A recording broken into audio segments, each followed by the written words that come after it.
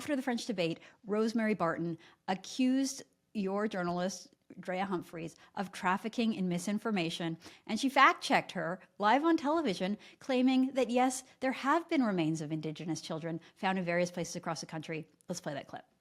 I have to sort of address the elephant in the room. How are these people chosen to answer these questions? And I don't know if either one of you have an answer for that, but I think there will be people at home saying, some of these seem like odd questions, some of them aren't getting answered. How come we've heard so often from this one particular outlet? Any idea what's going on there? There's three right-wing, very right-wing media, we can call them media, websites that are present in there. They get in line to ask a question like anybody else. Their accreditation has been approved by the Commission of Debates, and so they get the right to stand in line and ask a question that they choose to ask.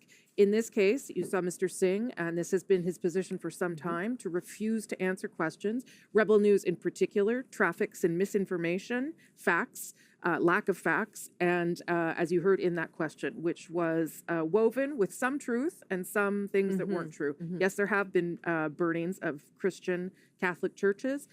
Yes, there have been remains of Indigenous children found in various places around the country, which she misrepresented. We'll see if Mr. Poilievre gets any questions from right-wing organizations. I would suspect no.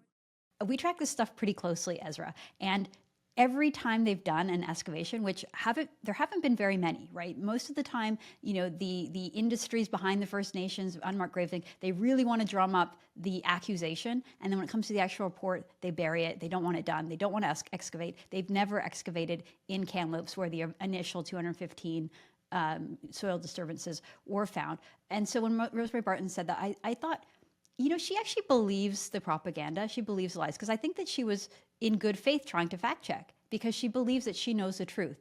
And the reality is that she's not very well informed, Ezra, because yes, there have been some excavations. They have never found remains. They have never found remains. And so even the CBC, I'll give someone at the organization credit for this. This fact check popped up April 17th. So here, let me read it. This is what it says, buried at the bottom of a CBC news story, right? Rosemary Barton didn't have to apologize, but they did have to issue a correction for what she just said. Here it says, on April 16th, during a live broadcast following the French language federal election leaders debate on CBC News Network, chief political correspondent Rosemary Barton said, quote, yes, there have been remains of Indigenous children found in various places across the country, unquote. As CBC News has reported on multiple occasions, what several Indigenous communities across Canada have discovered on sites of some former residential schools are potential barrier sites or unmarked grave.